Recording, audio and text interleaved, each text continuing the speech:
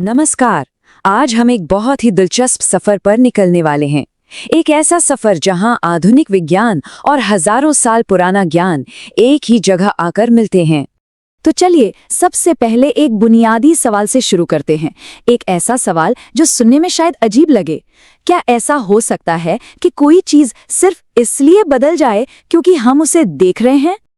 अब देखिए, quantum physics की दुनिया में ये कोई फलसफा नहीं है, बल्कि एक पक्का वैज्ञानिक सिद्धांत है। इसे कहते हैं ऑब्जर्वर इफेक्ट या दृष्टा प्रभाव। मतलब किसी चीज को देखने का काम ही उसकी असलियत को बदल देता है। इसे समझने के लिए एक इलेक्ट्रॉन का उदाहरण लेते हैं। जब कोई भी इसे देख नहीं रहा होता तो ये इलेक्ट्रॉन किसी एक जगह पर नहीं होता। ये एक संभावना की लहर की तरह हर जगह फैला होता है। लेकिन जिस लम्हे हम उसे देखने की या मापने की कोशिश करते हैं, वो सारी संभावनाएं एक पल में खत्म हो जाती हैं और वो लहर एक कण में एक तय जगह पर सिमट जाती है। कमाल है ना? अब जो बात इसे और भी ज्यादा दिलचस्प बनाती है वो ये है कि ये जो आइडिया है कि देखने वाला असलियत को बदल सकता है, ये शायद उतना नया भी नहीं है जितना हम सोचते हैं। हजारों साल पहले भगवद गीता में एक सचेत दृष्टा यानी एक कॉन्शियस ऑब्जर्वर का जिक्र किया गया था। गीता में दो बहुत अहम कॉन्सेप्ट्स बताए गए हैं। पहला है क्षेत्र, यानी ये शरीर, ये पूरी दुनिया, ये सारा मटेरियल वर्ल्ड। और दूसरा है क्षेत्रज्ञ, यानी वो ज्ञाता, वो चेतना जो इस क्षेत्र को देखती है, इसे अनुभव करती है। तो एक तरफ है क्वांटम फिजिक्स की लैब से निकला हुआ सच और दूसरी तरफ है एक प्राचीन ग्रंथ का ज्ञान। सवाल ये है कि ये दोनों आपस में जुड़ते कैसे हैं? और यहीं पर ये दोनों विचार, एक विज्ञान का और एक गीता का, आकर मिलते हैं। और ये मिलन सच कहूं तो कमाल का है।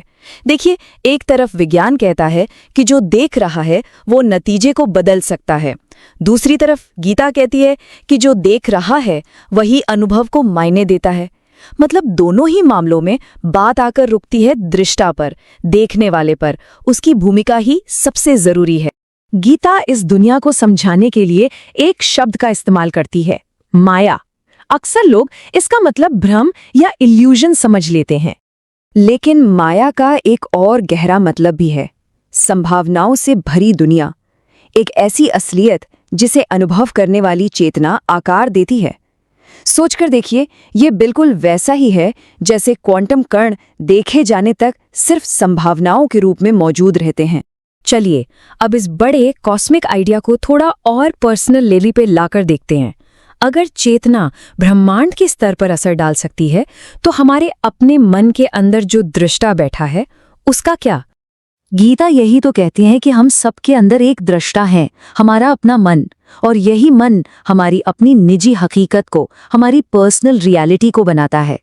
तो इसका सीधा सा मतलब है कि हम जिस भी चीज पर अपना ध्यान टिका देते हैं वो ही चीज हमारी हकीकत बनने लगती है, चाहे वो अच्छी हो या बुरी।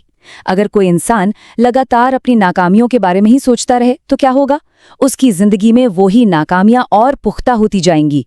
लेकिन अगर वो अपना ध्यान अपनी ताकत, अपनी काबिलियत पर लगाए तो वही काबिलियत उसकी असलियत बन जाती है। तो चलिए एक बार फिर से बड़ी तस्वीर को देखते हैं। विज्ञान और अध्यात्म के इस अद्भुत संगम से हम क्या समझ सकते हैं? ये वाकई में एक कमाल का संगम है ना? अब सवाल ये उठता है कि क्या ये सिर्फ एक इत्तेफाक है, या फिर हमारा मॉडर्न साइंस धीरे धीरे घूम फिरकर उसी गहरे सच तक पहुंच रहा है जिसकी बात हजारों साल पहले की गई थी। वो सच ये है कि हमारी चेतना, हमारा कॉन्शियसनेस सिर्फ एक साइलेंट दर्शक नहीं है, बल्कि वो तो असलियत को बनाने में, उसे रचने में एक एक्टिव पार्टनर है।